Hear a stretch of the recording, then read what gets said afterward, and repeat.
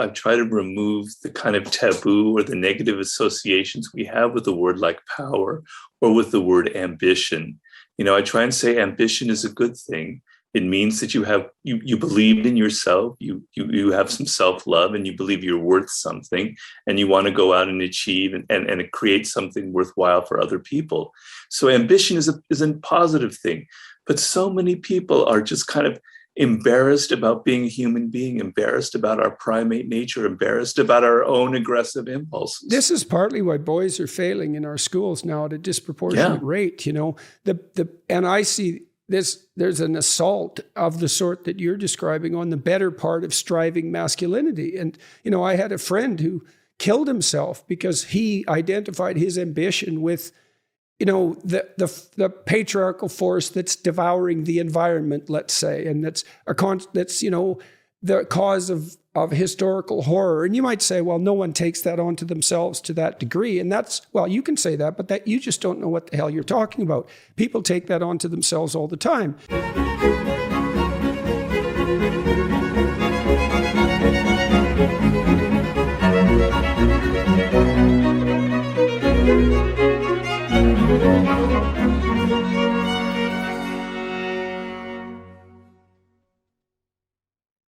Hi, everyone. I'm pleased today to have with me Mr. Robert Greene.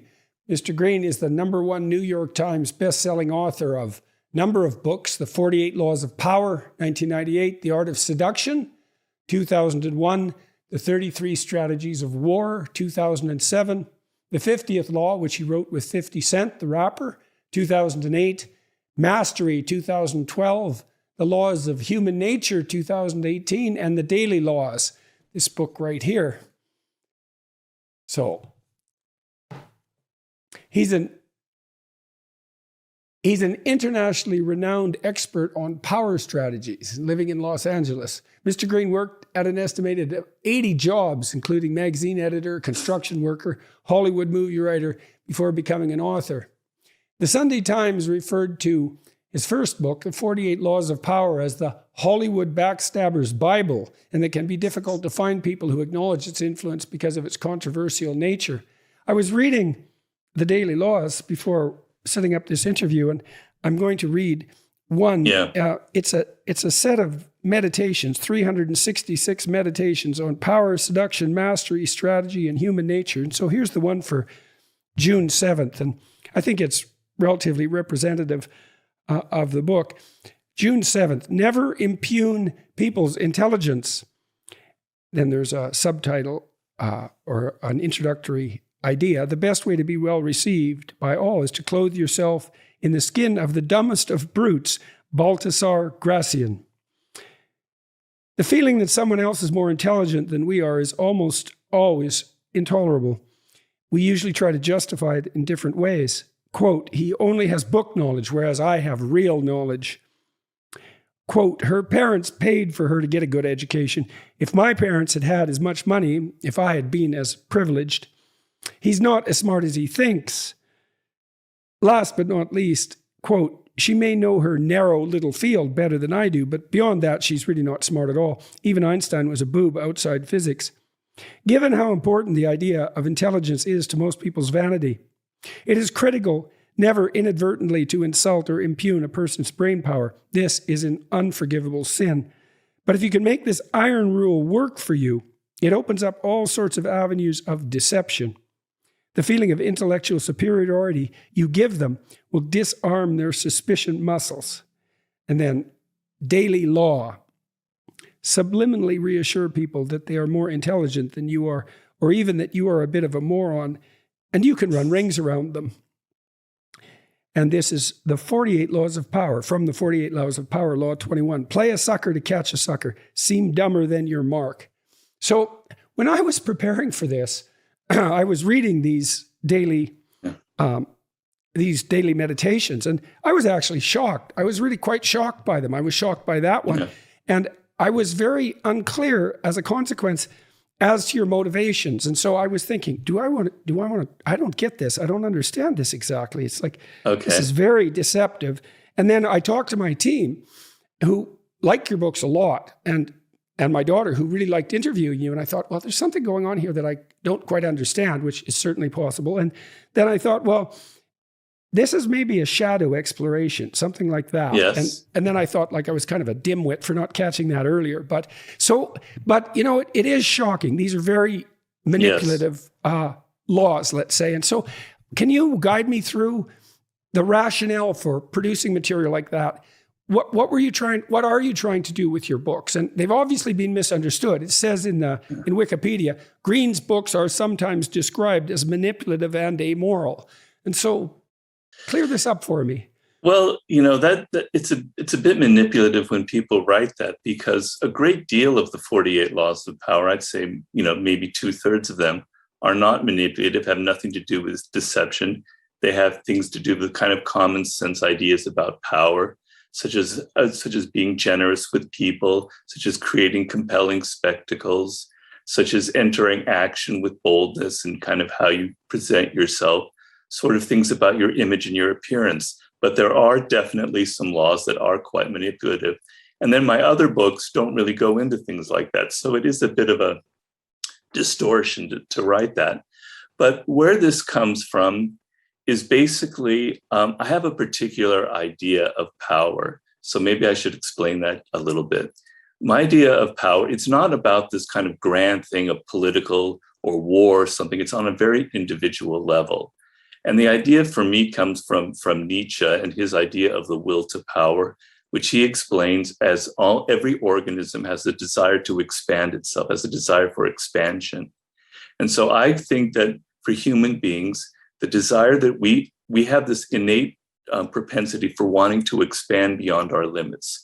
We want to feel like we have some degree of ability to influence other people, that we can control our own career and learn more and develop greater skills and have more kind of power and influence in our life. The feeling that I cannot have any power or influence over my children, my spouse, my colleagues, my boss, my career in general is deeply, deeply unsettling for the human animal and causes all kinds of attempts at what I call negative power, passive aggression, etc., setting yourself up as a victim to kind of leverage power in a negative way. And so the problem is, a lot of this comes from Machiavelli, who inspired a lot of the 48 laws. The problem is that we live in a world where this desire for some kind of power butts up against kind of codes of behavior that have gotten stricter and stricter and stricter, particularly in the 21st century, about what is acceptable, about what is politically correct. So we're supposed to appear to be these paragons of virtue, these paragons of fairness and democracy, etc. At the same time, we're all trying to angle for different degrees of power in our work, in our relationships, etc. And so because of that dynamic, we have to be extremely careful in this world. And I compare it to the courts of like Louis XIV, where all of the courtiers, if they're too overt in their power moves, the king will disapprove of them and will not banish them, but they'll be kind of excluded to the corner of the palace. And so the game was to be sort of indirect, to be polite and ingratiating. And if you had an enemy, to know how to kind of very quietly get rid of them. And so this is kind of where the 48 laws of power came out from. So you quoted me, I had like 80 different jobs, probably more like 60, 65. But I saw all kinds of very deceptive games being played continually in the various different jobs I had. And I worked in every conceivable field. And I didn't see any kind of honesty about this dynamic in the human world. And it really kind of irritated me. All the self-help books were sort of describing a world that I never saw existed. I saw people being very political, having egos and having problems with their egos. And I didn't see any books like they're kind of describing what I had encountered every day. So law number one is never outshine the master. And the idea is that if you try too hard to impress your boss or the person above you, you're liable to make them feel insecure. You're going to trip on their ego and something bad will happen to you, right? And so this seemed like the fact that people have egos and operate with egos and you have to be careful with them seems very clear to me, but I didn't find books out there that were describing it. So I hope this kind of gives you an idea, a little bit of the context where the book came from. Well, so I can't remember who sent me this. I think it was Clay Routledge. Yeah, I think that's right. He just sent me a survey that this organization he works with has completed, stating that something like 40% of millennials don't feel they have any control over their life. Right. So that is related to the first issue that you brought up. And you obviously consider that problematic. And you said that, well, it's good for us to have some control over our destinies and also to feel that that's a possibility, to see it at least as a goal. Yes. And that if we feel consciously thwarted in that goal or believe that it's impossible, that doesn't mean we're going to give up our striving. It means it's going to go underground, and then it's going to manifest itself in all sorts of deceptive ways. Exactly. And then you said that you were interested in Nietzsche's idea of will to power as, in some sense, the central motivation of the organism across species to some degree. And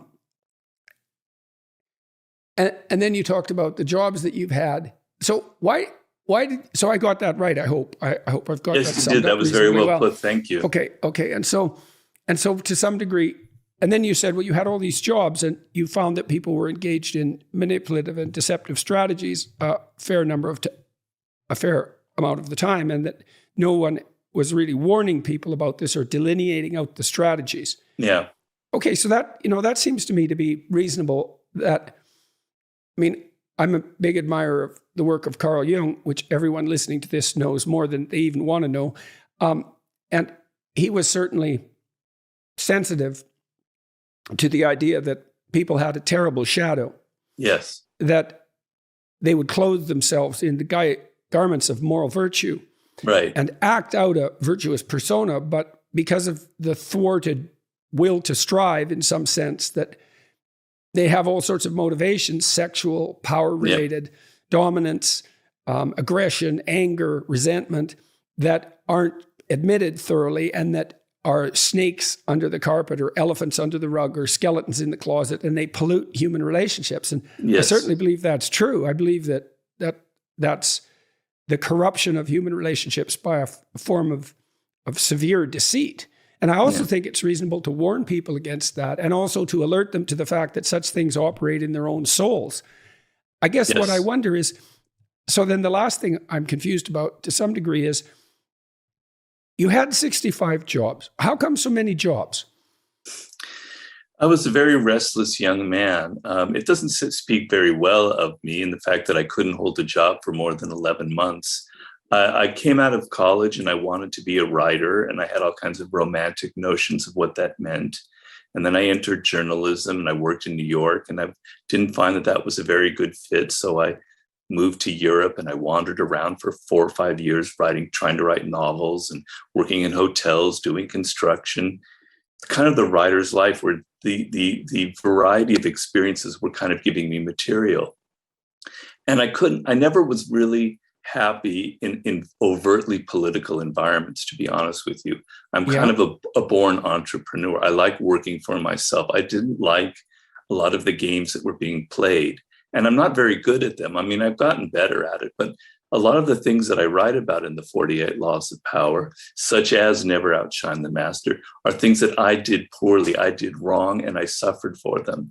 So I understand the pain that a lot of people have in the work world, which is sort of hard for a lot of other people who don't have that kind of experience to understand how deeply frustrating it can be when you have a job that you're not satisfied with.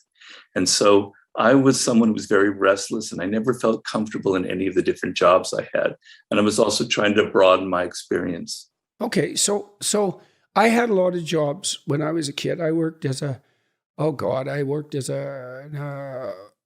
a garage pumping gas. I worked as a dishwasher for years. I was a short order cook. I re-tipped drill bits. I worked as a beekeeper. I had a lot of, I worked in a plywood mill, running plywood pieces through a huge dryer. We used to try to light the thing on fire. It was like a block long, this dryer, fired by natural gas. And if you worked really hard, you could stuff it so full it would get crammed up in the middle, and then it would light on fire, and all the fire sprinklers would kick in, and then the whole building, which was like a block square, would fill up with steam. It was God. So anyways, I worked in a lot of jobs, and so, but I didn't. So this is something that's worth getting clear.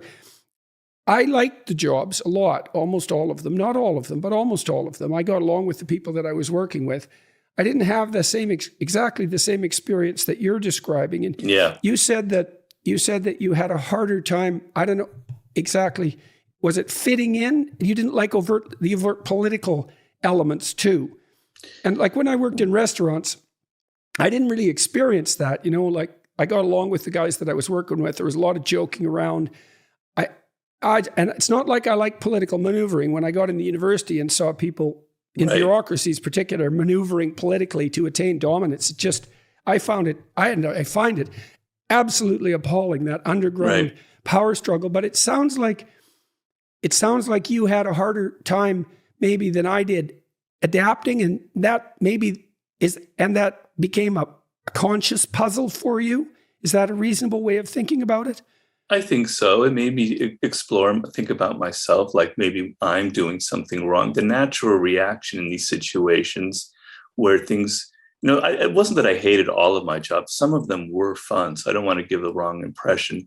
But when mistakes were made and it maybe inadvertently made my boss or someone feel insecure, it caused me like months later to kind of question what had happened, and maybe something I did that was wrong in that environment. And so, I felt, it wasn't that I felt uncomfortable, but I felt sometimes that trying so hard or being good at my job, which was often the case, was often a detriment, which was a very strange realization. Well, that's a really good sign that you need to go get a different job. I mean, I worked with clinical clients a lot, in career counseling. And my sense, one of the things we'd analyze right away was, well, can you actually do your job well and be recognized for it and have a pathway to something approximating success? Or are you around truly toxic people who will punish you for your virtues? In which case, well, let's get your CV together. Let's get you prepared to get the hell out of there and find a place where you can actually thrive. I mean, I had clients who were trapped in jobs. I remember one client in particular, she had been a refugee from Albania, Eastern Europe. That was a rough damn country, man. And then she came, like the worst of the Eastern European bloc countries in terms of poverty and general oppressiveness. And then she came over to North America and got educated. And she ended up working in a bank in Canada. And like she was good at her job and she was smart. And her managers just hated her. And like she sent me an email string one day. It was about 30 emails long that her manager had put together, where the bureaucrats in the bank were discussing whether or not they were allowed anymore to use the word flip chart. I think they replaced it with easel board or some damn thing. Well, the reason for that was flip had been used at some point, hypothetically, as an epithet for Filipino people. And so it was politically incorrect. And it was just, she was just being driven mad by this kind of, what would you call it? Pointless moral posturing. And she was a sensible person and questioned a lot of the bureaucratic stupidity. So my goal in situations like that was to help people figure out how to move laterally and find a place where, their virtues would be rewarded instead of punished. Right. It's very wise. If it can be managed.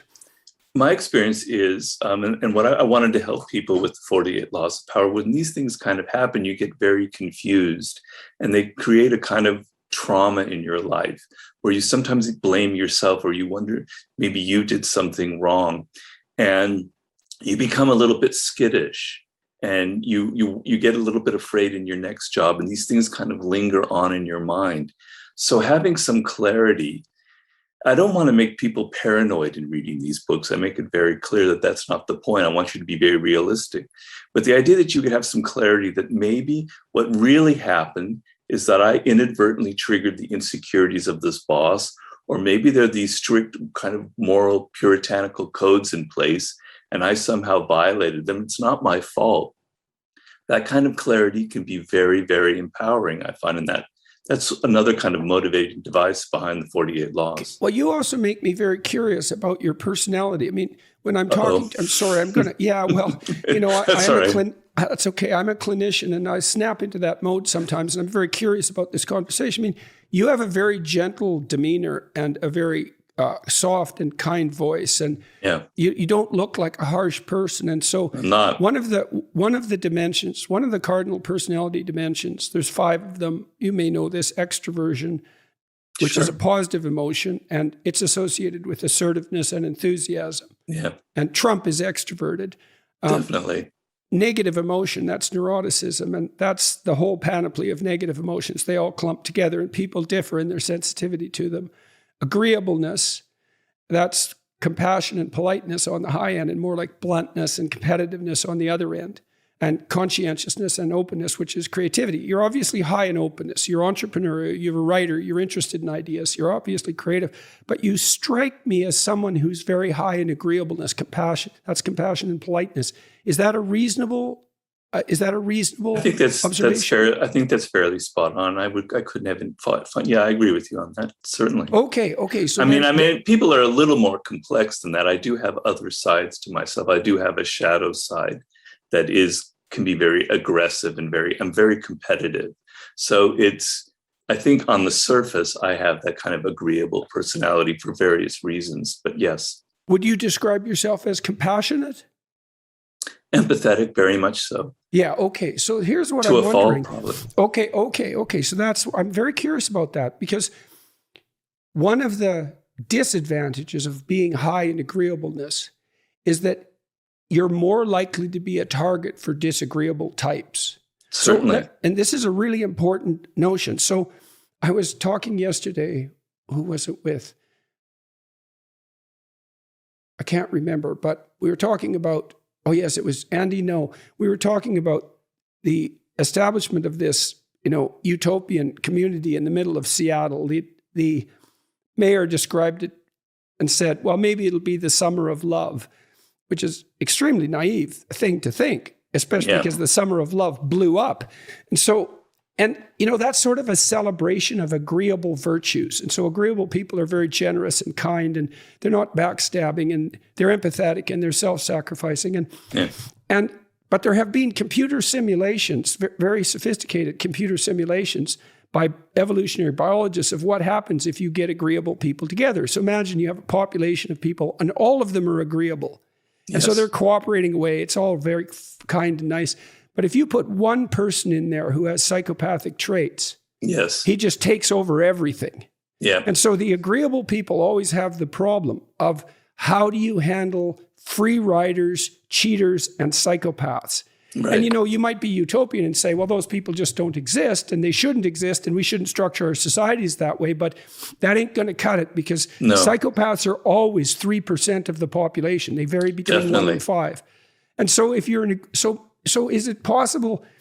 I don't want to push this interpretation beyond its reasonable limits, but I'm wondering, you're open and creative and entrepreneurial, and so that's not going to suit you for managerial or bureaucratic jobs. You don't have the temperament for that.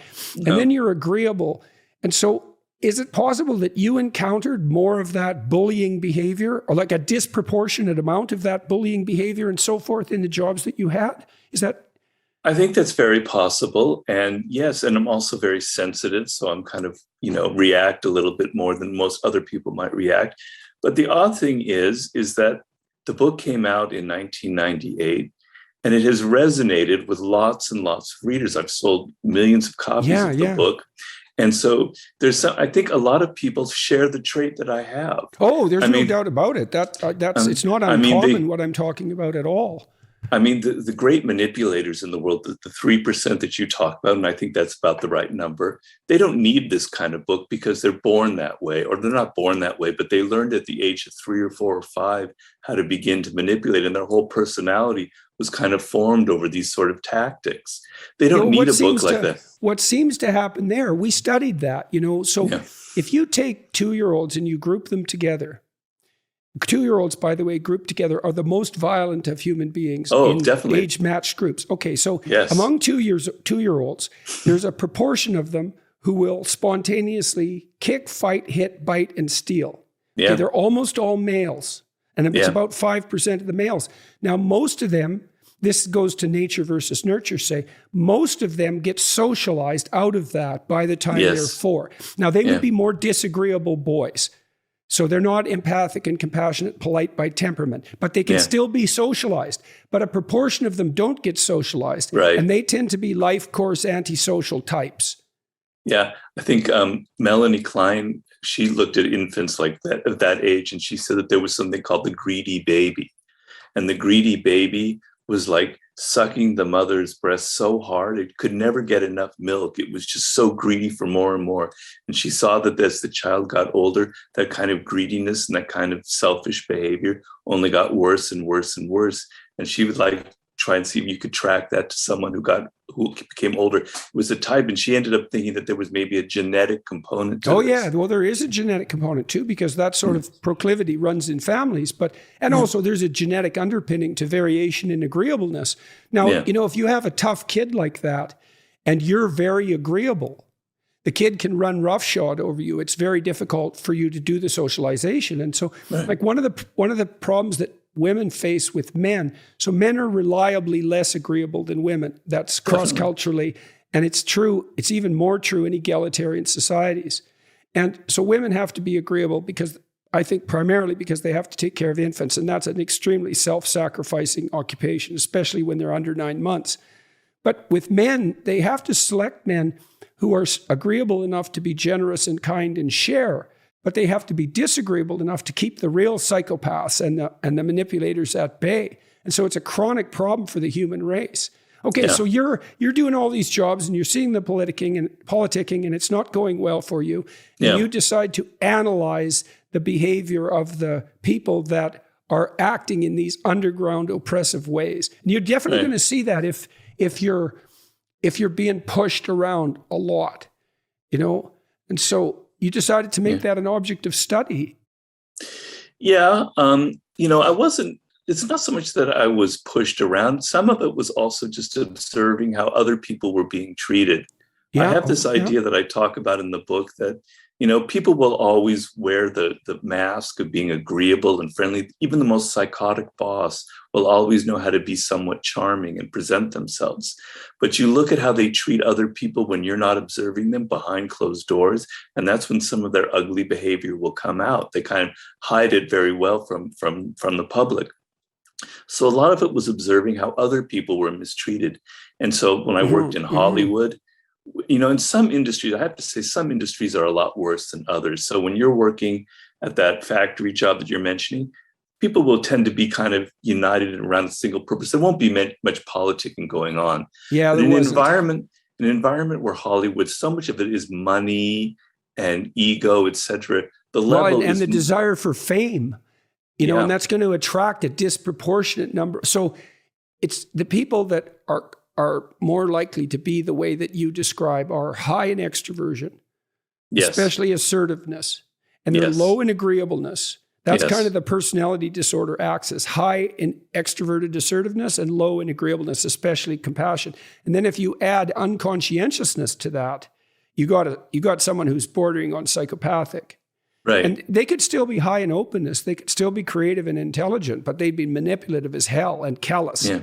And I would say that another thing I was going to ask you is, because you worked in Hollywood, and that is a place that invites people who want to make a display of themselves, let's say. And there's some utility in that, right? We want people to be actors. We want them to be enthusiastic and entertaining. Yes. But it's, so is it possible that a lot of this you saw was a consequence of the form of industry that you were involved in, especially in Hollywood? Well, definitely. But after the book came out, my first book, The 48 Laws, it became hugely popular in the hip hop world among musicians, which is why I ended up doing a book with 50 Cent. And I found out that the music industry was even worse than Hollywood. And then I was in Washington for a book tour. for the 48 Laws. And this woman came running up to me who worked at Voice of America. And she was saying, you have no idea how the 48 Laws of Power exactly describe the environment I'm in. And then I was in a conference with people who were in nonprofits in San Diego. And this woman was saying, boy, you describe the nonprofit work politically. It is so perfectly. It is so political. It's so much about ego. So it's horrible that that's true of the nonprofit world, Well, I mean, that might have to do with that moral posturing, eh? Well, the way I look at it is you had a place like the Soviet Union where your degree of power wasn't based on any kind of statistics. It wasn't that you performed better than others. It wasn't that your economic branch was outperforming others and therefore you were elevated to a higher position. It was pure politicking. It was pure manipulation. How close could you get to the dominance ruler? Hierarchy maneuvering. Yeah. So when you have like a nonprofit world where it's not based on money or results, it's more on you get very political environments like that where there's no kind of quantification of what one is doing superior work than others. Yeah, I talked to Adrian Wooldridge, and he wrote some books on the history of meritocracy. And they're very, very interesting. He writes for The Economist. And that the idea of meritocracy is under assault now. I think the idea of merit per se is under assault. And what Wooldridge has done was look at how societies were structured in the absence of the meritocratic ethos. And so that's in the absence of a belief that there is such a thing as productive competence. And he talked about nepotism, which, by the way, psychopaths practice nepotism. They're not only selfish, they do differentially benefit their immediate kin, and hereditary aristocracy. So if you don't have meritocracy, and if your hierarchies aren't predicated on competence, you don't get a non-competitive utopia. No, not at all. Exactly. You get nepotism and this political infighting, and that is like, it's no wonder that affected you, because that's absolutely toxic. It's just sickening, and it does produce a situation where the worst people torture the people who are competent for their competence. Yeah. It's really ugly. Yeah, and when I came out of university, I went to University of Wisconsin, and I had my degree in classics and literature, et cetera. I wasn't expecting this. I expected that the harder you tried, the better the work that you produced, the more you tried to get results. That's what mattered, right? And then to suddenly be blindsided this because nobody in our culture tells young people that this is what the world is going to be like. And that's sort of a lot of where this book came out of. I wrote it when I was 38, 39, so I was already a bit older. But your parents don't prepare you for this. Schools don't prepare you for this. University certainly doesn't prepare you for it. In fact, it leads you to believe the opposite. And so you enter the work world, and if you're entering a place more like what we're describing here, not like what you were describing, some of the jobs you had, you're blindsided. You had no preparation for it. Nothing prepared you for it, and you don't know how to react. Well, if you're naive in that manner, two things happen. And I was naive, yeah. One is that you're much more likely to be exploited. That definitely happens. The other thing is you're much more likely to be traumatized, because trauma sort of occurs in proportion to how much of your belief it demolishes. And so if you have a too positive and too naive view of the world, and especially if you encounter someone malevolent, they can really do you in psychologically. Yeah. And they often will too, because, well, they have their reasons. And so. Yeah. Yeah. I can remember, I had a job in journalism, and I wrote this article about Italy, and I thought it was a great article. And then the editor brought me in for lunch, and he was like having his second or third martini, and he started to tell me that, Robert, you're never going to be a writer. You don't have the discipline for it. You're just too wild. You don't communicate to the reader, et cetera. You need to get out of this business. It's not for you. It was very painful. And then in looking back at it, I think he had set me up for this. I think that he had kind of commissioned this article knowing that it was going to have some problems with it, et cetera. And that he was deliberately setting me up in this situation so that and I think a lot of it came from envy. Well, envy is a bad one, and envy and resentment, man, those are corrosive. They're soul and culture destroying emotions. When I worked with my clients, we talked a lot about resentment, a lot. And I had kind of an axiom, which is, well, if you're resentful, there's only one of two things going on. One is you're whiny and neurotic, and it's time to grow the hell up and take some responsibility. Right. And so you got to ask yourself that. And the second is, someone is taking advantage of you, and you have something to say or do that you're not saying or doing. And so we try to sort out which of those it was. And then if it was that they had something to say or do to stand up for themselves, for example, Certainly. then we just strategize like mad. So I had one client, for example, I really liked her. She was smart, man. Very, very, very competent, honest, hardworking, conscientious, diligent, attractive lawyer. Yeah. And she'd moved firms, and those firms can be pretty cutthroat. They're full of prosecutors. What do you expect, right? Right. And one guy, when she went into the firm, basically swiped her biggest client through a series of manipulative actions. Right. And, kind of lulled her into a false sense of security, sort of started to cooperate with her, and then shunted her out. And then when she started to complain about it, he started distributing rumors that she had mental health issues. And it was absolutely awful. So we spent about 6 months strategizing how to deal with him. And so it was successful, and I love doing that sort of thing. It was such fun helping people who are being bullied by... I do. Yeah. I do the same thing as well. Yeah, I'm sorry. So why do you think this was so popular? Or you said the music industry was particularly pathological. At least this is the reports you got. So why do you think that is? Do you have any theories about that? And then why do you think your books got to be so popular among, rappers, say? Why do you think the music industry is the way it is? I mean, do you think there's something specific about that industry that lends itself to that kind of corruption? Yes, and I've had a lot of people give me the same kind of feedback. There's a lot of money around, right? Huge amounts of money around, and producers of music are they have a very exploitative kind of model of business, which is they seduce a first-time artist with a lot of money, but the contract is, and eventually they own all of the work, etc.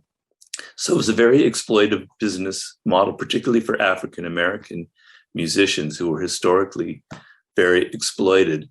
And so it's like Hollywood, where so much of it is about pleasing people and having the right demeanor. So 50 Cent, who I wrote the book with, he said, he dealt crack on the streets of Southside Queens. He was a hustler at the age of 9. He saw everything, but nothing prepared him for the kind of Machiavellian games that music industry people would play. Right, you want to take a straightforward criminal over a psychopathic manipulator any day.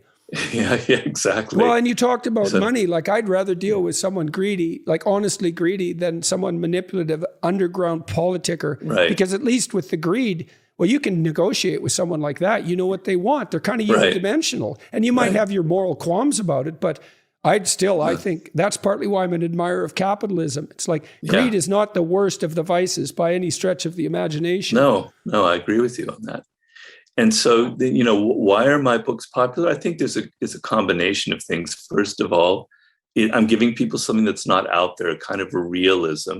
And I think a lot of people are inwardly very tired and very sick of all the kind of coddling that goes on with readers and in our culture, where the people are trying to, perpetuate this myth that it's all about cooperation and getting along, and that business is kind of this world where people are all on the same page trying to create the best product possible, et cetera. And they kind of have the same kind of illusions that I had.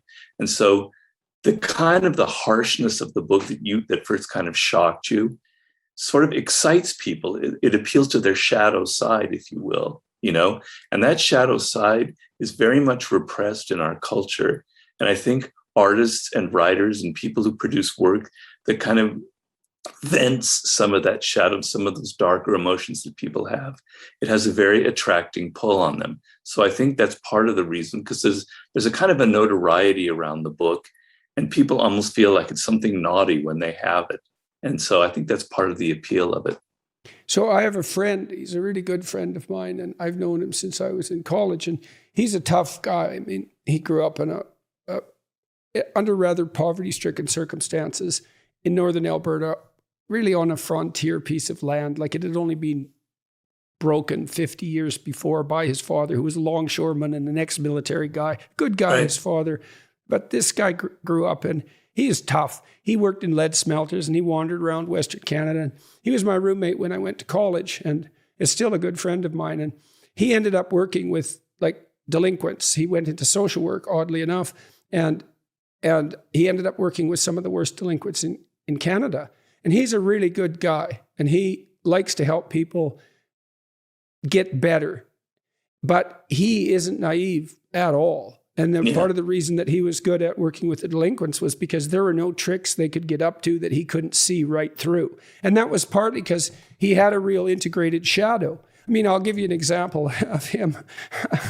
So one day, I was living in this town called Grand Prairie, and it was at the height of the oil boom. And so it was a rough town, and there were lots of rough bars in it, and lots of young men in there with plenty of money and they'd come in for 3 days after being out in minus 40 weather, working on the oil rigs, and they were ready to party, man. And we had a party one night in this kind of frat house that I went to college in, and way too many people showed up, and some of them were real troublemakers. And we had a table that was pretty full of beer bottles and vodka bottles and so forth, and one guy just went over and tore the leg off and knocked the table over, and then a bunch of us got together and chased them all out. And this friend of mine, he said, "Oh, they'll be back." And so he went upstairs and he put on some steel-toed cowboy boots. It was just like a bloody Western. He came marching down the stairs. And just as he entered the living room, there was a big knock on the front door. It was these hooligans coming back to cause grief. And he just didn't break stride. He opened the door. He pulled open the door, and there was a guy standing there ready to fight. And he kicked him underneath the chin with his steel-toed cowboy boot, knocked him right over the front porch, and the battle was on. But that was exactly what he was like, Right. And his shadow was integrated. He was a great roommate. He reciprocated everything. I always knew if I bought groceries one week, he'd buy it the next. Like, he was a straight shooter. You could trust him, but he was not naive, man. And that made him able to deal with delinquents and to help them. So that's part of that integration of that shadow. Yeah, I go very deeply into the shadow in a chapter in my last book, The Laws of Human Nature. And I try and talk about how one integrates the shadow, because it's not an easy answer for that. People are kind of perplexed. Well, I have this dark side, and I explain a lot of where it comes from and how a lot of your aggressive impulses, like the room of 2-year-olds that you were talking about, you have that as well. I'm talking to the people that I'm my readers. You have that aggressiveness when you were young, and it got socialized out of you, and then it got repressed. And it's like a lost self that lives inside of you and is screaming to come out. How do you integrate it?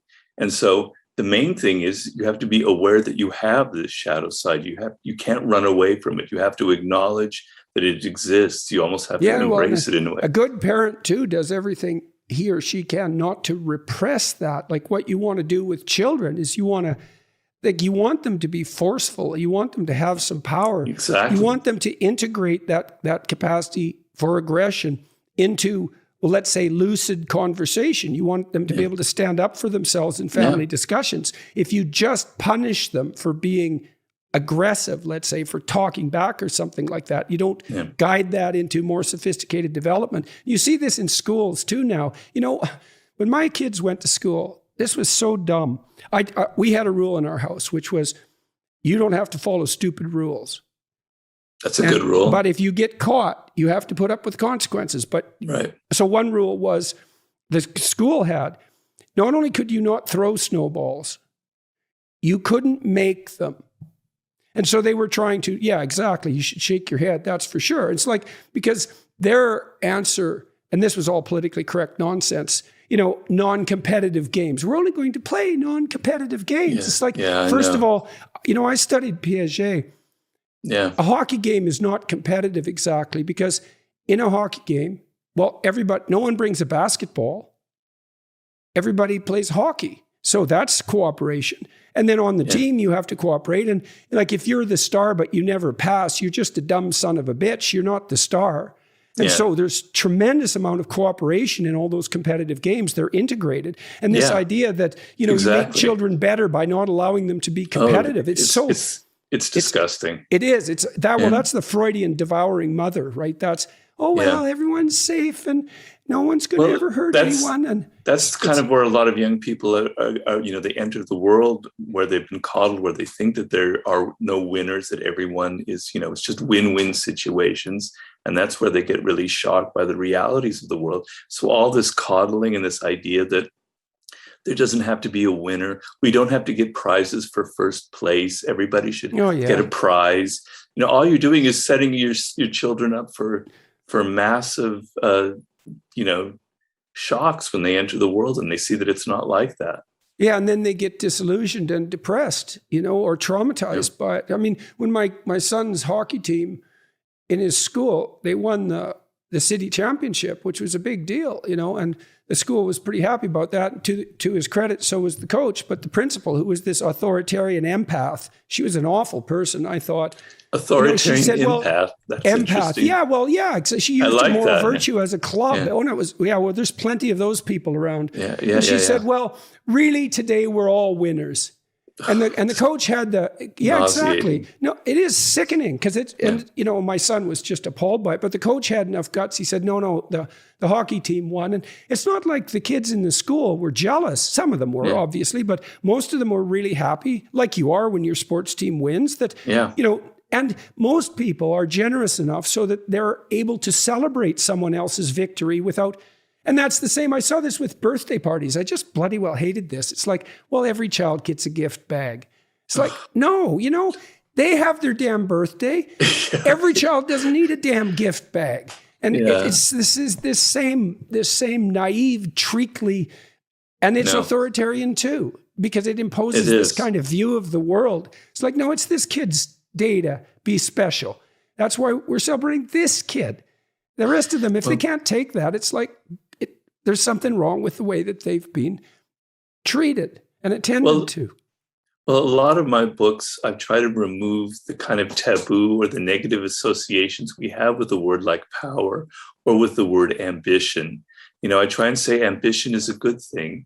It means that you believe in yourself, you have some self-love, and you believe you're worth something, and you want to go out and achieve and create something worthwhile for other people. So ambition is a positive thing. But so many people are just kind of embarrassed about being a human being, embarrassed about our primate nature, embarrassed about our own aggressive impulses. This is partly why boys are failing in our schools now at a disproportionate rate. And I see there's an assault of the sort that you're describing on the better part of striving masculinity. And, I had a friend who killed himself because he identified his ambition with, the patriarchal force that's devouring the environment, let's say, and that's the cause of historical horror. And you might say, well, no one takes that onto themselves to that degree. And you can say that, but that you just don't know what the hell you're talking about. People take that onto themselves all the time. And then they start to identify the best part of them that strives forward with the destructive impulses of humanity. And they're so ashamed because they can't do anything good then, but in principle, he tried to be as inoffensive and harmless in every possible way as he possibly could. And it just sucked all the life out of him. You end up turning that aggressive energy on yourself is what ends up happening. And that's maybe leads to suicide, the ultimate kind of self-aggression. I know that I personally have, as I said, I definitely have a shadow side. I'm very aggressive and extremely competitive, and I have a lot of anger. So a lot of those experiences in my youth made me very angry. But the way I kind of integrated my shadow, I'm not saying this is a model, but the way I integrated it was through my books. I kind of, that anger kind of seeps through the material that I write. And I find I can only write when I have that kind of anger, but I don't rant. I don't yell and kind of put people down. I kind of channel it into something productive and something creative. And so to me, I definitely do that when I'm lecturing. And people have commented, some of the people who've criticized me that I'm an angry person, and which isn't true, but it's definitely that anger, that capacity for anger definitely is something that gives you force, and it can push, and anger definitely. So psychophysiologically, So imagine that, this is obviously a thought experiment, but imagine you're chasing a cat with a broom. Well, the cat's going to run from the broom. But if you corner the cat with the broom, it will attack you, even though it's just a cat. Well, and the reason for that is that fear will facilitate either freezing or escape. Right. But sometimes fear isn't the right response, and anger will suppress fear. And so one of the tools that we have at our disposal psychologically is anger as an antidote to the terror that would otherwise freeze you. And you can integrate that. That's, if you have some justifiable moral outrage, let's say something really annoys you, or I shouldn't say that, deeply violates your sense of moral propriety. I don't mean trivial things. Then the fact of that forceful response can motivate you to do things. Well, it does for me for lecture, but certainly to write. It takes a lot of energy to write, man. You need all those sources of energy if you're going to be able to do it. And even to turn it on yourself, to discipline yourself, It's like I had to grab myself by the scruff of the neck when I was a young guy to sit down, God damn it, and write. And there's a force that's necessary to, especially if you're open, because you're all over the place, if you're creative, to get yourself to sit down and focus. Yes, that's right. Yeah. And, some of that anger, I think Jung talks about this, is that dark side contains a lot of energy. It contains a lot of power. Those 2-year-olds that are kicking and screaming, that's all this kind of force behind it.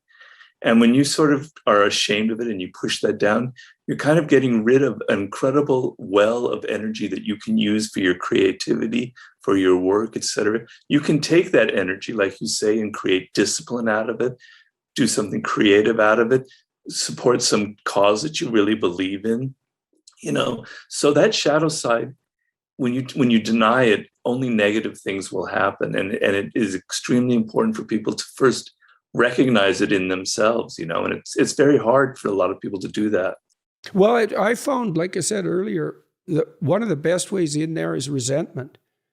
You watch yourself because if you're resentful, you're feeling like you're being victimized and mistreated. It's like, okay, well, maybe you are.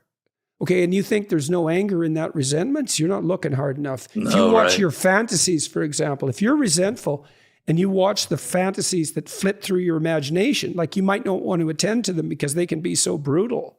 Right. But because if someone is oppressing you genuinely and you're not standing up for yourself, then there'll be these compensatory fantasies. Yeah. So one day I'll tell you a story about that. So one day I'd been renovating my house and it took a long time. And the neighbors, this house was a complete derelict and it was a semi-detached, like really a derelict. It hadn't been touched since like 1927. It had gas fittings in the upper floor. It needed to be completely gutted. And so we gutted it. And my daughter got sick at exactly the same time, really sick. And so it was stressful and difficult. And the neighbors they called the city on us. They did everything they could to make it difficult, even though they were attached to us and wanted to sell their house. So we probably added like $25,000 to the value of their house because it was no longer attached to a derelict. And then just as we were finishing, my sister and her husband came to visit, and I was making tea for them, and I closed the cupboard. So it clicked, and the neighbors banged on the wall. And then that night I couldn't sleep, and I had really been pushed to my limit by these people. And I had these visions in my mind of burning the damn place down. And I thought, oh man, if you're starting to think about burning the place down, you should probably go say something. So I put on my parka and I went outside about 6 a.m. and I just waited for them to come out. They never did, but I went and knocked over on the door and I said, I was making tea for my sister last night. And I closed the cupboard. You didn't happen to bang on the wall because you heard my cupboard closing, did you? And they said, yeah. And I said, okay, look, if you bug me anymore, I'm going to cause you so much trouble you cannot possibly imagine it. Yeah. And I meant it. It was like, because I knew what was brewing in the back of my mind. I said, because I was done. It was like, you want a war? You have no idea what you're getting into. And so they backed into the kitchen, and like 2 hours later, they came over and said, oh, we're sorry and we won't do it again. But what we did was the mistake you talk about. We backtracked continually trying to please them. No. and every time they complained, we did what they wanted because we assumed we were dealing with reasonable people, but we weren't. And the only way to stop them was with a show of force. It was like, you want to be malevolent? You want to play that game? It's like, okay, no problem. But, and things went more smoothly after that. And that's a good example of, paying attention to those fantasies, because I thought I better deal with this straightforwardly. Otherwise, I'm likely to do something stupid. Right. That's the other thing you got to watch. If that builds up inside you. Exactly. Yeah. And a lot of times I look at people in the public eye who get caught doing something really stupid, like you say, and their first thing will be, well, that wasn't me that did it. I don't know what came over me. That's not who I am. But that is exactly who you are. That is the person who has been carrying this resentment and this kind of inner anger, but not acting upon it. And then suddenly they do something really stupid, like having an affair with a 21-year-old, or they're just caught doing something. Yeah. So I watch people with their children a lot. Hey. Yeah. And so when my son was a pretty assertive kid and tough, like he had a real will. And, when he was 9 months old and started to crawl around, I taught him what no meant. And what no means is stop doing that, or something you don't like will happen to you. That's what no means. Right. And so when he was 9 months, he was starting to take books off shelves and get into the plants and so on, because he was starting to crawl around. And so to teach him what no meant, I just grab his leg when he wasn't doing something that I didn't want him to do. And, he would squawk and bitch and complain. And I'd say, no, no, no. And I'd just hold him until he gave up. And sometimes he would cry. And the reason he was crying is because he was frustrated and angry that I was mucking about with him. It's like, fair enough. He wanted to go explore. And, fair enough, kid, you want to explore. But you can't tear out the plant and get dirt all over the rug. And you can't go into the electrical cords, no. Right. And no. And so I had done a lot of behavioral training by that time. And by the time I did that for, say, 6 or 7 days, and soon as if I just said no, he would just stop, and sometimes he would cry. And then the week later, if I said no, he'd just stop. So it took like 2 weeks, And then I knew that if I said no, he would stop. And so then I could let him explore. I could give him a lot of freedom. And then I'd have people come over to my house with their 2-year-old or 3-year-old. And because they had never taught the child what no meant, they never gave, because they didn't want to impose on their freedom, let's say. They couldn't give the child any freedom at all. They had to wander around behind them all the time because they never knew what the child was going to get into. Right. And so then you start to hate your child, right? Because instead of having a bit of free time and just being able to say no to this kid while he's playing around on his own and giving him some freedom, you're just nonstop monitoring this child, and you're mad because you don't have a life. And we had another couple come over, and they had 2 kids that were like 4 and 5, and they were just horrible. We sat down to eat. We wanted to have a conversation, and we put a basket of bread out, and the kids just grabbed the bread and they ate all the centers out of the bread. And the parents were all embarrassed about it, but they didn't do anything to stop it. And, in their minds, they thought, well, aren't we permissive and nice, and we never say no to our children? But they didn't notice that they actually hated their children, because how could you go to someone's house and you want to have a conversation, you just met them, and your children embarrass you to death, and you think you're not going to get resentful about that? Right. And you think you're not going to take, and so here's how people would take it out on their kids. So imagine that happens. Now you go home and you're pissed right off, but you're not going to let yourself know that because you're such a nice person. Then your child goes off and draws a picture. Maybe they put a lot of work into it, Then they come running up to show you. And that's a real good time to give them a pat on the head and say, look, isn't that great? But you're pissed off because you were embarrassed. And so you look at it and you think, and that's all you have to do. It's like, that's not really worthy of my attention. You don't have to say anything mean. You just have to not attend in this manner. And then you got your revenge. And you think you won't do that, man. You know nothing about yourself. And you read in the paper sometimes, these mothers or fathers, they do something brutal to a child. And I know how that happens. It's like no disciplinary strategies in the house. Yeah. The kid is driving the mother or father crazy. And then maybe the mother or father, they're hungover one day, and maybe they just broke up with their boyfriend or girlfriend, and maybe they got, hell from their boss, who's a tyrant, and they haven't stood up to them. And the kid does the wrong thing at exactly the wrong time. And maybe he's actually pretty good at that by then. And it's like, out comes Satan himself. Yeah. and all hell breaks loose. It's like, I wouldn't do that. It's like, yeah, there's almost nothing you wouldn't do. You just don't know yourself very well. Yeah.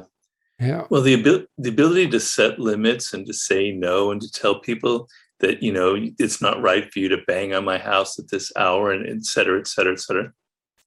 That takes a little bit of toughness on your part. You have to be kind of willing to put yourself on the line. Maybe that person will get angry and hit you or something, or maybe the war will escalate, but you have to be willing to take that risk, because if you don't, then you set no limits and who knows what they'll end up doing. But a lot of this permissiveness is people are just basically afraid. They're afraid of any kind of confrontation. Yeah. They're afraid of any kind of conflict. And through conflict and confrontation is how you actually grow. It's actually how you develop as a person. Hey, so here's a cool stat. This is really interesting, man. So there's been some great work on what behavioral markers predict divorce in couples counseling. Really solid work. Okay, so here's one predictor. When the couple is talking in front of a therapist and one of them or the other or both roll their eyes, there's like a 95% chance they're going to be divorced within 6 months. And that's contempt. They've become so disconnected because they don't communicate, because the resentment has built up that they now have contempt for each other. But here's another cool fact from that research. So if you have people track the number of positive and negative interactions with their partner, you can calculate ratios, and then you can see what the ratio is that lends itself to the successful maintenance of a relationship. And so you might think, well, the more positive interactions, the better. And that's kind of true. So if it falls below 5 positive to 1 negative, the relationship is in danger. But if it rises, 5 to 1. And you can kind of see that because, negative events are more memorable and more powerful than positive ones. And so you know that if you read YouTube comments, But if it rises above 11 to 1, the relationship is also in danger. And you could imagine that what you want in a relationship is, well, you want support and love, and you want most of your interactions to be positive, but you want your partner to slap you now and then when you're being stupid. Right. And then if they don't, out comes your inner tyrant, right? You're just going to dominate them if they don't push back. And so if you have any sense too, if you have a partner, you want to encourage them to put limits on you, especially if they're a little more timid than you temperamentally. It's like you don't want to run roughshod over them because they know some things you don't. Right. But it's so cool that it's above 11 to 1. So that means too much positivity is the death knell for a relationship. And you want someone with some spark, right? It's like, well, what if I push you a little bit? Even teasing. Yeah. You want the person to be able to push back a bit. And you have to be able to accept it as well, because some people probably in those situations can't stand any kind of criticism. They're so fragile that if the other person pushes back, it kind of escalates into a battle. So real strength comes from the ability in a relationship or any kind of intimate or otherwise, is the ability to take that kind of criticism, to actually welcome it when people set limits for you and tell you that this kind of behavior is wrong. And then you can evaluate and assess yourself. Yeah, unless you want to repeat it stupidly forever, right? I mean, that's the alternative in a relationship. Is I don't like conflict. I've been in plenty of conflicts, like plenty, way more than is reasonable. But I don't like them. Like few people do. I meet people now and then. I went to talk to Douglas Murray in New York City about a week ago, and we were talking about conflict. And he said, he doesn't mind a fight. And I've met lots of people like that they like that combativeness. And I don't really. But what I really hate is deferred conflict that escalates. It's like, it's better to get it over with now. And you're a fool if you think that running away from it is going to, like if someone cuts you off in traffic and they're obviously really angry, it's probably better just to get the hell out of there because you're never going to see that person again, and you don't want a situation like that to escalate because they might have a gun or whatever. Well, yeah, you just don't know what's up with them. They're really strangers. Yeah. But, if you're dealing with someone day in and day out and they're pushing on the top of your head to stop you from growing, which I think Lucy used to do to Linus in the Peanuts cartoons. Yeah, because they had a dark side, those cartoons, man. The comics, they sure did. Yeah. Oh, they would be canceled now, probably. Yeah, they probably couldn't be too exist dark now, I don't think. Yeah, I think that's right. Yeah. Yeah, because a lot of Schultz's characters, Lucy was actually not a likable character at all. Right, And she was really oppressive to Linus, who was a good character. Yeah. And good humor always has an edge. But that you don't get rid of the negative part of yourself, especially that aggressive part, by pretending it doesn't exist. That quite the contrary. That just doesn't work at all. Right. Yeah. I'm sorry, you were going to say something? I was just going to ask you about your new... I wanted to ask you about working with 50 Cent and the rappers, and I wanted to ask you about your new book too. So let's start with... So how did this partnership with 50 Cent come about? Well, the book was very popular with rappers, as I said, because of the nature of the music industry. And he reached out to me. He wanted to meet me because the 48 Laws of Power was sort of his Bible, as he expressed it. So I met him in New York, kind of in the back room of this steakhouse. It was sort of like something straight out of The Godfather. I was kind of the one white guy amongst his whole group there. I was a little bit intimidated, to be honest. I didn't know what to expect because he has this reputation. Ended up, he was really nice and really interesting, actually a very kind of sweet guy, not what you expect. And I just finished writing my book on warfare and strategy, which is kind of my version of Sun Tzu's Art of War, how to strategize in conflicts, sort of like what you're talking about. And he has a very strategic mind. And we kind of had a really nice connection. And I thought, so much in our culture is creating these stupid kind of divisions and walls. Like you're in academia, you only write academic books. You're a popular person, you only write popular books. You come from this community, you come from that community, and you never communicate. And I thought it would be very interesting to write a book coming from two opposite backgrounds. Me, middle-class Jewish boy from Los Angeles, and him from Southside Queens. Something interesting could happen from a collaboration. There's not enough of that in our culture, I believe, because even though our circumstances were very different, our minds were very similar. We were thinking on a similar plane that kind of transcended these sort of superficial differences. So I spent time with him, and I was trying to figure out what is the essence of his power, what makes him such a compelling figure and made him not one of those people in Southside Queens who ended up kind of spiraling downward, ending up in prison. What saved him? And I determined that the quality he had was this kind of fearlessness. And it isn't the kind of fearlessness where you go beating people up or something. It's kind of an inner strength. He had been shot when he was like 20 years old, like 9 bullets right there through a car window, one of the bullets lodged in his mouth. And he survived miraculously. And it gave him this kind of calmness, like, I have nothing to fear. I almost died. Bring it on. I don't really care. And so I observed him in meetings. I observed that kind of calmness and how he could take over a meeting, not by being super aggressive, but just by having this kind of dominant persona. And I thought that there's tremendous power in this fearlessness, not being afraid to be different, not being afraid to have conflict and confrontation, not being afraid of death itself, not being afraid of the reality of your situation, on and on. So the book that we formed together was kind of a meditation on 10 forms of fearlessness. And I found, I thought that I was a relatively fearless person, which in some ways I am. I seem agreeable, but I'm actually in some ways a little bit bold and adventurous. But compared to him, I realized, no, I'm actually riddled with fears. And just being around him and kind of writing the book helped me a lot in my, kind of overcome some of my own limits and some of my own fears. So that's where that book came it's out. Nice to have a model like that really close by, right? To contrast yourself with.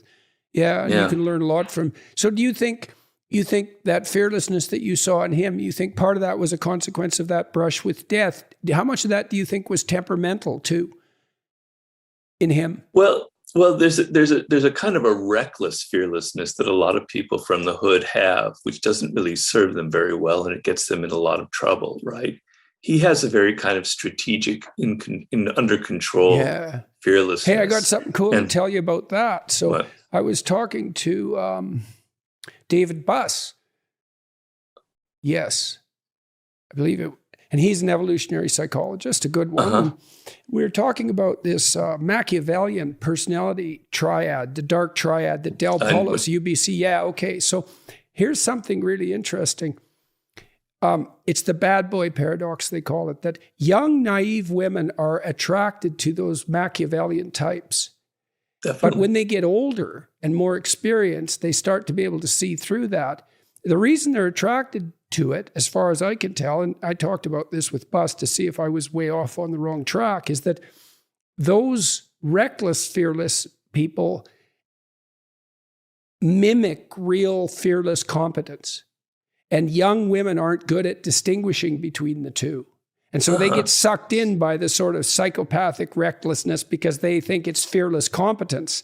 Right. And then, of course, the guys who are doing that, they'll prey on that because they're trying to ape competence. But what the women are really after in their heart of hearts, they might be out for an adventure too, because there's that element of it. But they want that fearlessness that does go along with true generosity and competence, and also the ability to keep, real darkness away.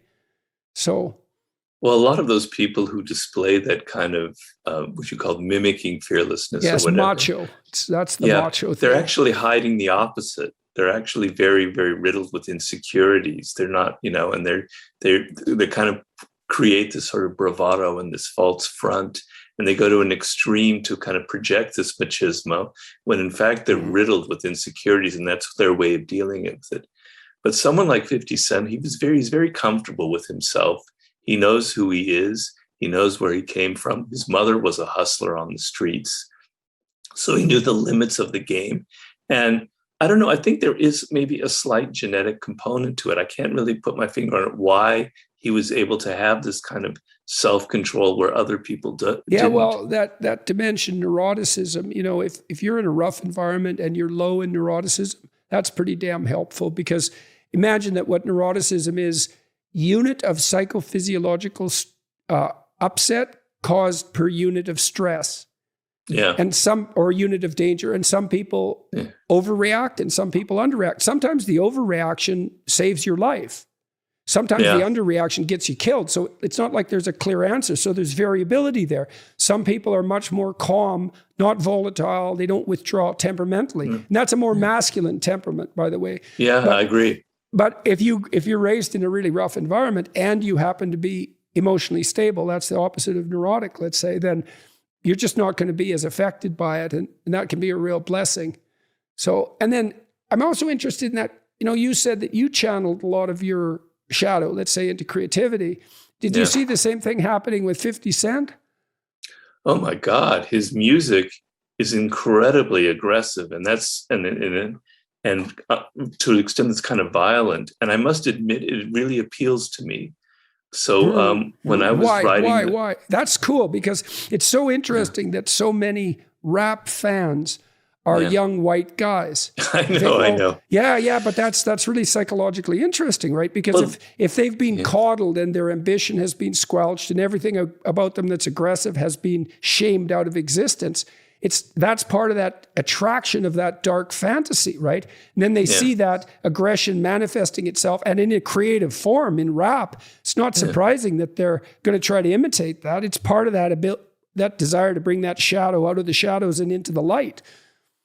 Well, I wasn't really, I was a little bit different in that I kind of understand, my own anger. I wasn't so much coddled, but what I really enjoyed about his music is it just seemed very real, and kind of the beat kind of catches you up in a primal sense, and kind of the aggressiveness just seems very direct and very refreshing, by the way. And you could tell, I say in my book, Mastery, that by a person's style, by how they write a book, by how they put language together, or the music they create, reveals something very, very deep about their character, about who they are. And so a lot of rap kind of comes across as sort of false, like someone is trying really hard to have that kind of thug persona, and it's not real. But it really smelled authentic with him. And the fact that he'd been shot and nearly died, just kind of added to that aura. but there was something very real about it and very authentic in a culture where so much isn't real. I think that was the deep, deep appeal in a primal sense of 50s music. And when I was writing the war book, I was trying to get myself in a martial mood to write it. I would actually listen to his music to kind of put me in the mood to write some of the chapters. That and Beethoven. What do you like from what Beethoven do you like? What pumped you up? Well, when I was a kid, one of the first albums, I was first kind of raised on classical music. Then I got into jazz and rock and everything. But I got a collection of his 9 symphonies.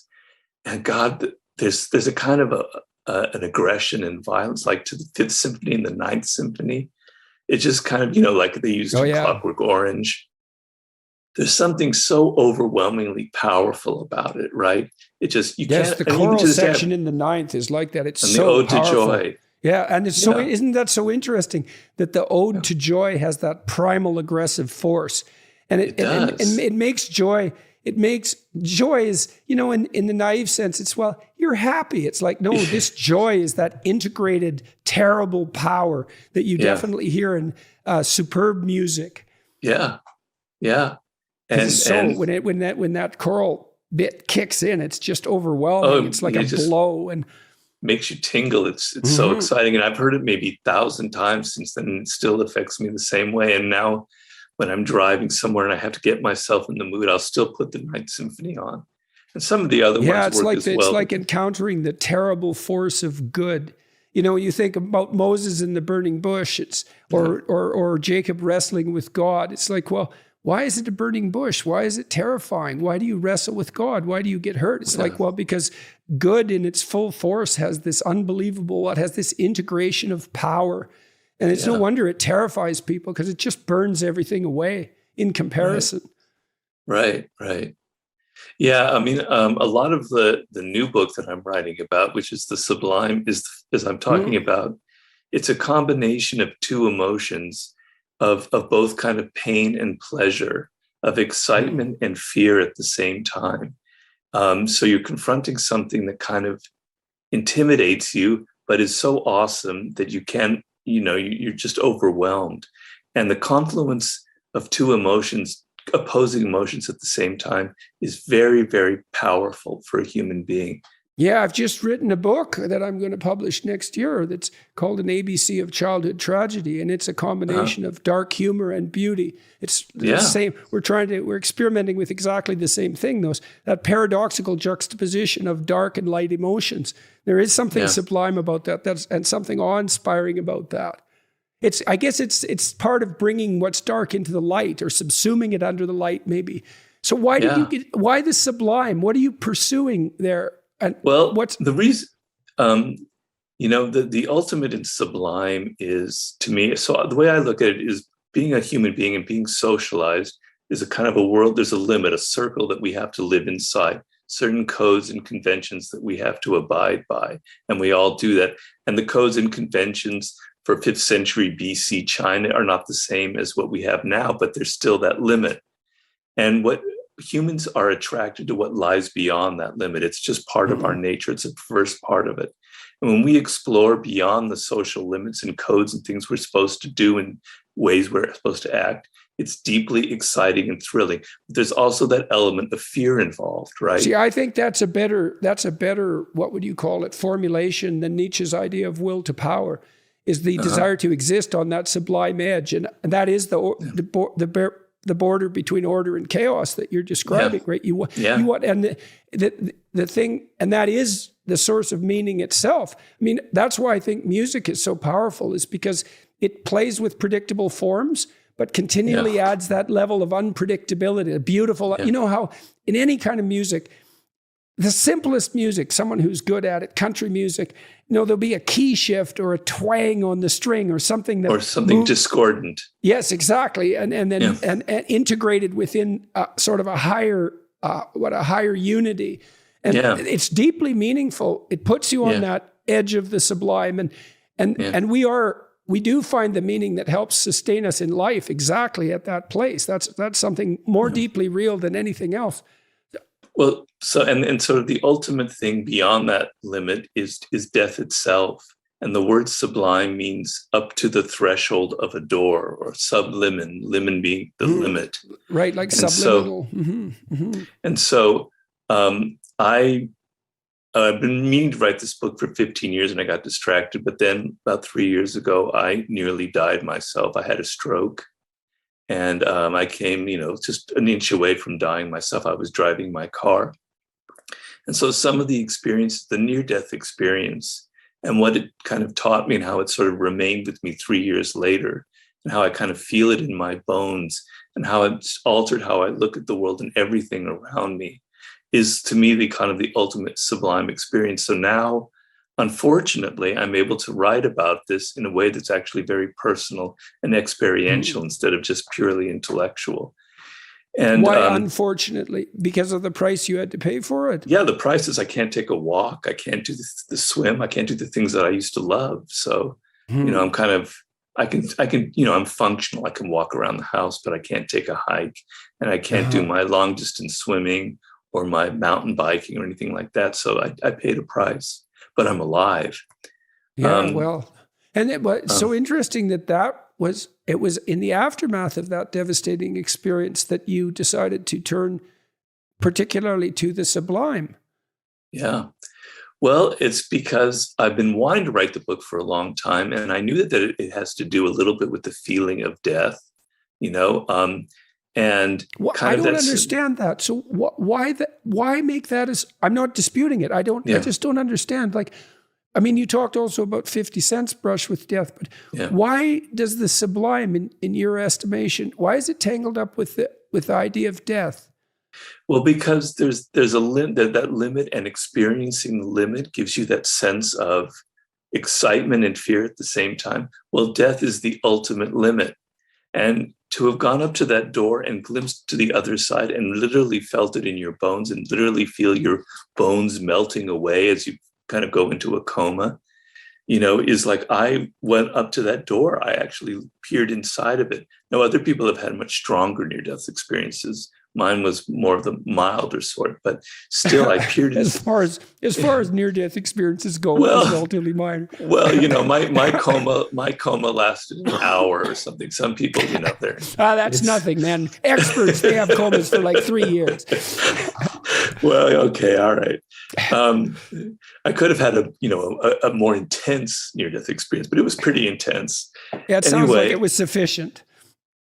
It is, but so the sense of life is almost too much. It's overpowering in its immediacy, and we humans try and kind of dull the razor edge so much so that we can live. But if you think about your mortality on a day-to-day basis, and if you try and actually experience the immediacy of life and how dangerous it actually is, and how it's fraught with all of these things that you don't want to confront, is very, very, very powerful. And I'm sorry, Siri just keeps hearing me. I'm so annoying. So it creates. So when you have that, it's like the ultimate. It's a mix of they call in French the orgasm le petit mort, right? So an orgasm is almost like a little death, So that sense of it's almost too much, it's almost like death itself, like something so pleasurable can actually kind of morph into something a little bit frightening as well, something a little bit like you're exploring something that you're not supposed to be exploring. You see that in the ease in which laughter and tears can be interchanged, right? You see that with children. They can switch from laughter to tears in no time. And, you can laugh so hard that you cry. And it's often, too, when you're crying about something sorrowful that someone can say something funny and it'll switch to laughter. And that's all way down at the level of instinct, right? Where these... Right. And it's so interesting to see the opposites touch at that level. Yeah. So the reason why I'm doing the Eleusinian mysteries, just to bring that back, is I have a chapter on pagan religions, on what I call the pagan sublime. And I'm trying to tell the reader that we don't have a right conception of ancient religions. They're actually very different from what we think. We have these kind of cliched notions of kind of mischievous gods cavorting in clouds and doing all kinds of naughty things that are very human. and just kind of almost a silliness to it, like, whoa, we're so beyond that. But actually, pagan religions were extremely serious, and they were based on creating, go away, Siri. And they were based on creating very powerful emotional responses in people. And that was what primal religion was about, or ancient religion was about. It wasn't based on texts, on dogma, on the written word. So the Eleusinian mysteries, because they're mysteries, because nobody ever wrote about it, there's no text, there's nothing written that we can go to. Yes, there's the hymn to Demeter that kind of maybe describes a little bit of what it's based on. But we don't know really what happened because nothing was ever written down. It was simply about creating this overwhelming emotional reaction in which you took the initiates to the edge of death. You made them experience death in life, which is the story of Demeter and Persephone. You were like making them feel as if they had gone into the underworld itself. And that created a whole new relationship to life. But I wanted this idea that religion isn't this kind of milquetoasty thing that people think about nowadays. It was initially an extremely powerful reaction to human vulnerability, to our weakness in this immense cosmos with all of these very powerful forces. And the religious rituals were to actually mirror that and give you a kind of compensatory sense that you could control it, you could contain it within these kind of powerful experiences. No, it's really interesting to me that, you know, you've come through your analysis of the darkness, and then a consequence of that was to be motivated to pursue the sublime. You know, it's in the little stamp that I'm using for these kids' book, which I'm doing with this illustrator named Juliette Fogra, who's a real genius in my estimation. We made a stamp, and the motto on the stamp is "Through the darkness into the light." And, wow. You know, and there's this old idea that if you look into the darkness enough, you'll find something that compensates for it, right? And that emerges out of the darkness that's greater and more powerful than the darkness. And that part of the looking into the dark side of yourself is you find the power that enables you to deal with mortality. And there is something sublime about that. It's so cool that, you know, all your work investigating and trying to integrate the shadow has led you to this what that your intuition has been gripped by the idea of the sublime. It isn't necessarily where you'd think you'd end up. Well, yeah, a lot of the impetus for the book is another little bit of anger as well, because I always have to have some anger in order to feel the impulse to write and just discipline myself. And my anger now is about how people's worlds have become so tight and so banal and so limited, where they're just kind of disappearing into their phones, and their world is just sort of programmed for them by Facebook or social media, and they're sort of told what they're supposed to think, and they're kind of programmed.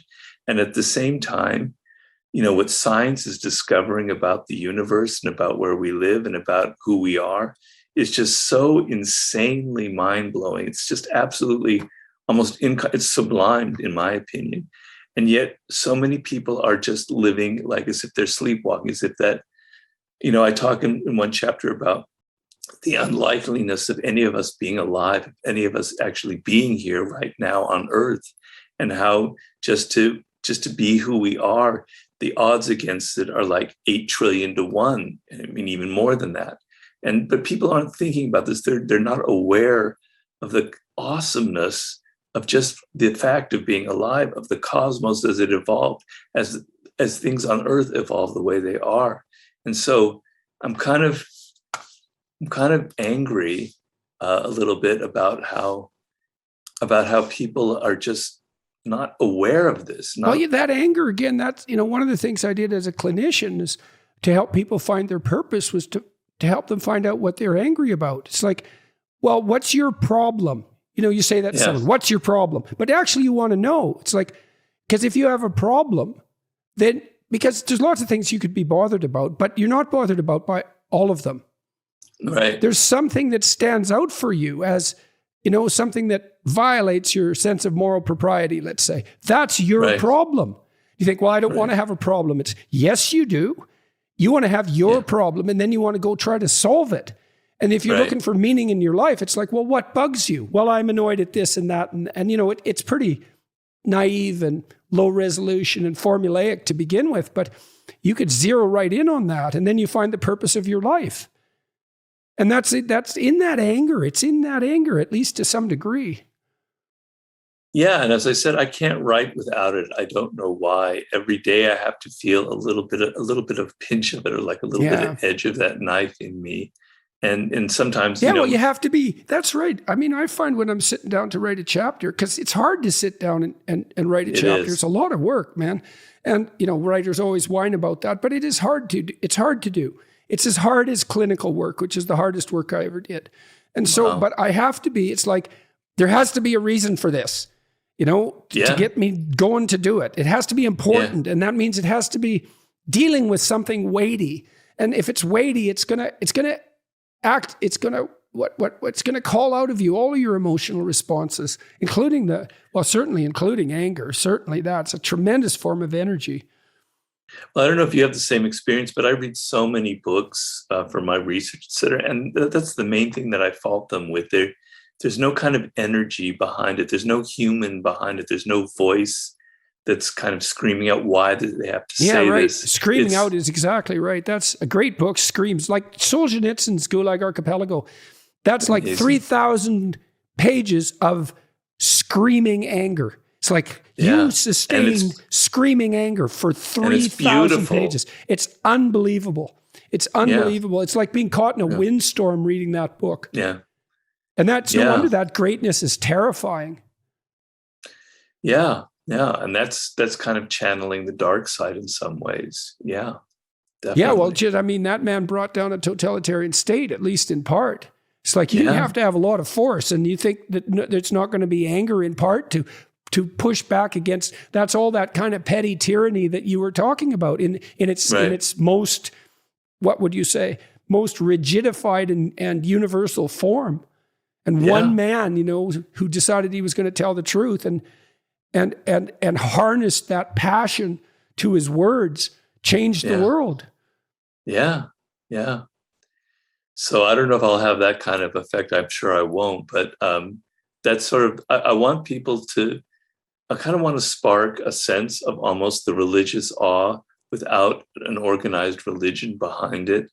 Because I think we have changed a lot in thousands of years, but there's something in our nature that kind of craves those kinds of experiences, and nothing in our culture is providing it. It's the definition of crave. I don't think nothing. Music does.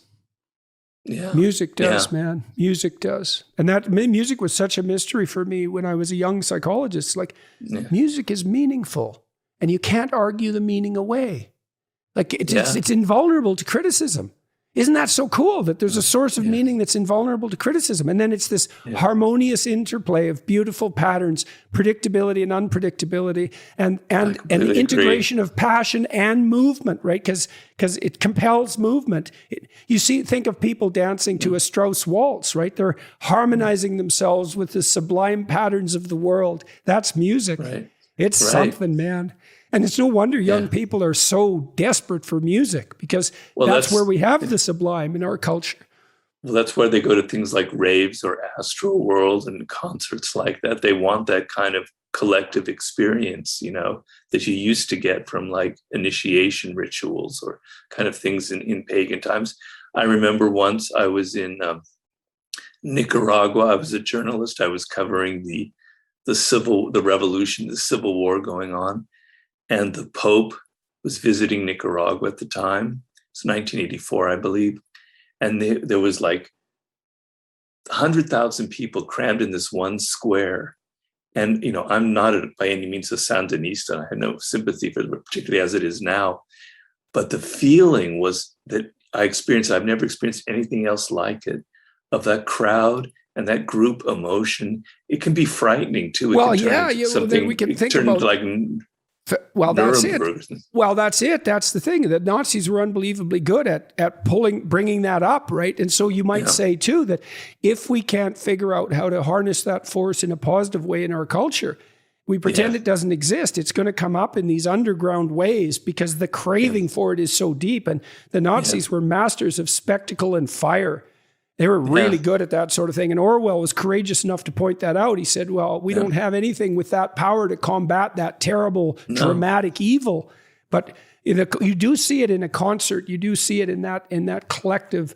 Well, you said you saw it in relationship to the Pope, and that's, well, hopefully that's something good, or at least it's certainly a lot better than Nuremberg. Yeah. And to think that we don't need that, or that that's just superstition, that's extraordinarily naive. Yeah. I know. I agree.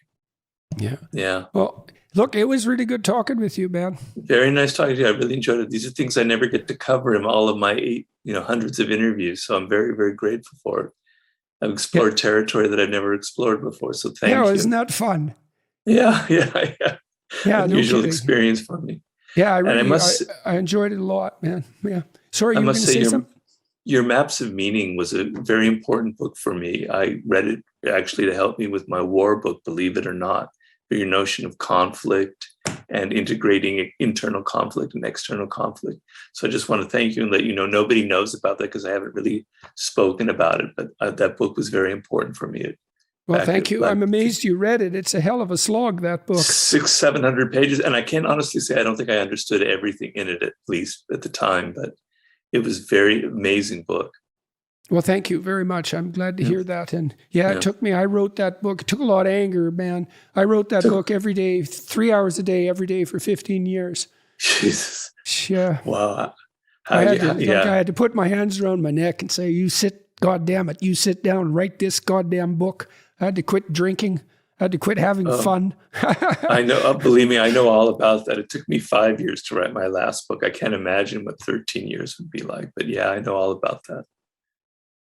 Well, good luck with your book on the sublime. I'm looking forward to it. Let's talk again. Thank you very much. Let's talk again when you want to, but maybe when it comes out, that would be good. I really like and I'm really curious about how you integrate your investigation of the Eleusinian mysteries. I talked to some interesting people about that recently. And I know I had already written the piece when I heard them speak, and then I changed some things because I realized some things I'd written were inaccurate. But what I try to do in that is I create a character, a woman who's going to the mysteries and what it was like from her first person account. It's fictional, but I'm trying to actually, give her a history during the plague in the 1420s, and then go into the mysteries and what it would feel like subjectively to be in there. Yeah, I had a vision once that the shamanic experience was an antidote to icy northern totalitarianism. So many people are going to the jungle now, to the Amazon, to use ayahuasca and that sort of thing. And that drug use, that hallucinogenic drug use, was tied up with those primordial religions in some profound way. We don't understand any of that even a little bit. No. And of course, the Eleusinian mysteries probably had that drug element as well, because the drink they had was either mushrooms or ergot or opium, poppy seeds. So it's been demonstrated that all kind of pagan cultures had some kind of drug thing going on. And so anyway. Right, well, good luck to you writing this book. Thank you. And it was a pleasure talking to you. And I certainly am much more clear about everything that you've been doing. I'm so glad I decided to talk to you. And me too. Yeah. I hope I brought a little bit of clarity there. Oh, absolutely. And it was a really good discussion. Thanks again. Thank you so much again. Say hello to your daughter for me. I will do that, definitely. Okay. Yeah, she's a big fan, and so is my producer, Eric. Oh, Eric? Yeah. Is this Eric? Yes, this Eric. Oh, I had no idea. Hey, Eric, you can come big in fan. now if you want. Yeah, big fan. Big. Yeah, well, I was all shorted out when I was reading the Daily Laws. I thought, I don't know what to do with this. It's like, it's this, what the hell's going on here? And Eric, he said, well, he really liked your books, and my daughter really liked your interview. And I thought, well, I'm obviously missing something, and I didn't spend as much time when I was deciding about this conversation reading it but I had some sense that maybe you were doing a shadow investigation, but I wasn't clear about it. So, but they were big defenders of you. It's like, that's good. You got to talk to him. And thank you, Eric. Thank you. I appreciate of course. That. Yeah, of course. Anything I can do for you, thank you. No, absolutely. Eric, why were these books helpful to you? Oh man, fuck. Good question. That's tough. There's been a few points in my life where, so I was a fighter. That was my first career choice. I was a mixed martial arts fighter. And so to me, knowing, like from reading the 48 Laws of Power, it's very similar to jujitsu. So when I got into business, it was like, oh, I've seen this behavior before because I've read this book and I understand this. So it started as like a very interesting, it started just as an interest, like, oh, this seems cool. I think I saw you on Tim Ferriss's show or something like that. And when I started to see those things come into play, it then like completely hooked me, and I got all the rest of the books. And so it prepared you. Yes. Yeah. And one of the things, Robert, that I like so much about what you're doing is you're taking these principles, you're showing it throughout history, and you're giving examples of how this plays out today. And so it's like across the entire spectrum of what type of thinker is reading it. Yeah. You have to be the type of thinker that's going to read, which isn't everybody, but across that spectrum, everybody gets a little exactly what they need to hear in it. So it makes it very practical. You can then go off and be very practical with it. The same thing that you do, that practice. Yeah. Well, it's really important. Like one of the things you learn as a cognitive behavioral psychologist is that you have to nail this down to changeable behavior. You know, one of the things I was always doing with my clients was, and I've recommended this to people many times in my lectures, is find the largest unit of change that you're actually willing to do. Like maybe you won't clean up your room. I stress that. It's like, well, will you move one thing off your desk today? One thing, just one. Or if you can't do that, because sometimes clients would come back and say, I couldn't even move one thing. I said, well, why don't you look at one thing and think about moving it? And they're embarrassed because, you know, they're so unable to perform this task, which is a simple task in some sense, that they're ashamed to admit where they are to themselves, but they can't move forward. I had one client, this is so funny. He lived at home with his mother, and he shouldn't. He was too old for that.